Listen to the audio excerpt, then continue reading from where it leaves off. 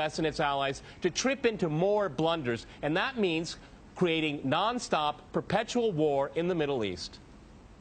Well, I'm going to make this interesting and disagree with everyone. Okay. I do not accept the premise, which probably isn't too much of a surprise, but nonetheless, I reject the premise that the whole point of the so-called war on terror or investing in the Mujahideen was to somehow fight terrorism or to make a better world. I would argue that if you really want to know what's happening with Middle Eastern policy, then you must read Oded Yanan's A Strategy for Israel in the 1980s. Now, in that document, which is pretty much being played out to a T right now and has been for many years, there were serious objectives for Israel. And Israel's main objectives were to expand and grow in line with the Greater Israel Project. And in order for it to do that, there would need to be an excuse to justify the expansion of Israel, and in order to do that, we would have to sow the seeds of sectarian hatred and violence in the region. The #1 target of this plan was Iraq. We've achieved that. That's not a failure. That's actually a success. Iraq is a failed state largely. It is an absolute basket case. Sectarian hatred is absolutely insane. We see the beheadings and all of this madness, and we think it's a disaster. No, it's not at all. In fact, it's all part of the plan to break up Iraq into 3 different states.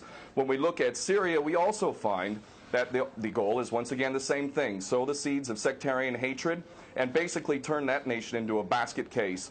This is happening according to plan as well. Now, ISIS, funny enough, could stand for the Israeli Secret Intelligence Service. Many people are seeing the very big benefits to the state of Israel, the so-called Jewish state of Israel, by the breakup and the balkanization of the surrounding states. So actually, if you believe what's being told to you, and I just don't know why anyone would believe anything that comes out of the mouth of virtually any Western leader, whether it be Obama or Bush or any of the rest of them, all of these people are nothing but patent liars, and everything they say is pretty much the opposite of the truth. So I don't accept virtually anything they say. Okay, good. Violence. Barack Obama did not bite at the opportunity to get involved in Syria a year ago. In fact, at the time when he was ready to start bombing Assad just about 13 months ago, and he backed off as soon as the first excuse came to mind. We've been supporting ISIS in Jordan, in Turkey, through our proxies in Saudi Arabia and Qatar. There is absolute continuity between the policies of Iraq and breaking it up and breaking up Syria as well. It is beyond naive to suggest that the U.S. doesn't have its fingerprints all over ISIS. In fact, tell me this: why has ISIS never once, or al-Nusra Front or al-Qaeda, not once have they attacked Israel? In fact, ISIS militants are getting medical attention in the Golan Heights and in Israel itself. What does that tell you? There is absolute continuity, but the actual policy, just like the Project for a New American Century laid out very clearly, that a, quote, new Pearl Harbor would be necessary to achieve this goal of full-spectrum dominance. You could never tell the American people, or the world for that matter, we're going to fight wars of aggression where we're going to have to invade and occupy, we're going to have to spend hundreds of billions, if not trillions of dollars to achieve the goal of full-spectrum dominance, which is to control, absolute control over air, land, sea, and space, and cyberspace. The American people never would have bought it, so you can't tell them that. You have to tell them a bunch of lies. And we see this over and over again. What you have to do, Ken, if I can go... It would actually no question that there must always be a boogeyman. In fact, you're sitting in Russia now. For 50 years plus, we were fighting this Cold War that really was an absolute charade to begin with. There never really was a threat of a Soviet invasion. And for decades, we spent insane amounts of money developing nuclear weapons to the point of really completely, totally collective insanity. And here we sit today in a world that threatens a third world war with a policy that is clearly intended to totally destroy Syria. Let's see what happens.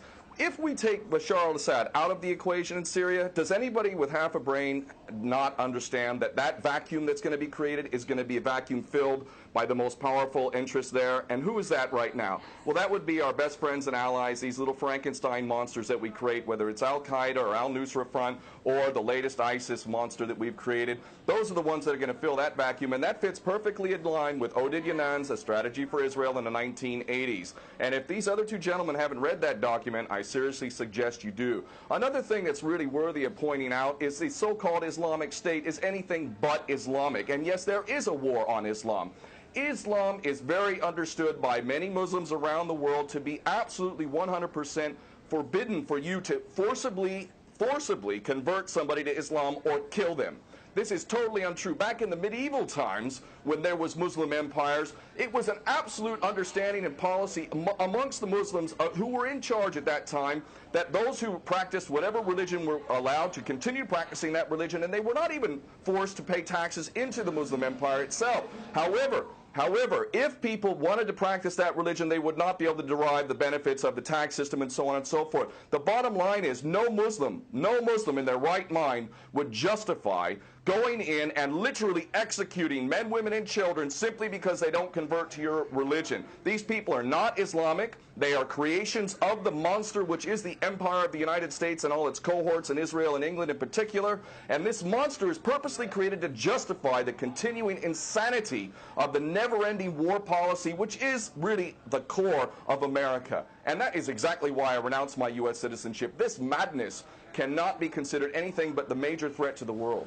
Okay, Peter, in New York, one of the things we've seen... There are very obvious solutions. One is to arrest the traitors in the U.S. Congress and White House who have sworn to uphold the U.S. Constitution, and somehow the American people have sat by while the president has afforded himself the power to execute anyone, anywhere, anytime, for any American citizen to be detained without any due process of law, no representation, incognito, and theoretically he could be condemned to death by a military tribunal in secret and executed. All of this operating under supposedly the United States Constitution. So all of these traitors need to be arrested, first and foremost. When Netanyahu came to the Congress a couple of years back, he received 29 standing ovations by these cowardly chicken hawk traitors. So the American patriots need to stand up and grab a pair and ultimately have some integrity and get rid of these traitors. Secondly, cut off all funding to Israel. Israel is a pariah state, a criminal state. It is committing active policies of genocide by the legal definition of the word according to Black's Law Dictionary.